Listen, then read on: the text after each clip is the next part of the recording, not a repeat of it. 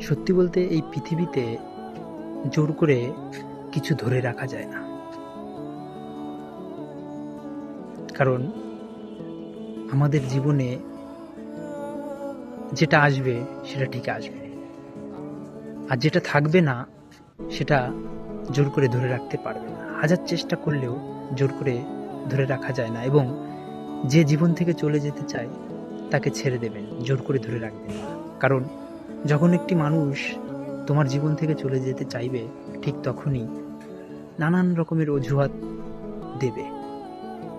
তখন কিন্তু সে তার দোষটা বলবে না, তার দোষটা দিয়ে কখনোই তোমার জীবন থেকে যাবে না, বরঞ্চ তোমাকে দোষারোপ করবে, দোষটা তোমাকে দেবে, দোষটা তোমার বলে সে চলে যাবে। তার নিজের দোষটা সে কখনোই প্রকাশ করবে না।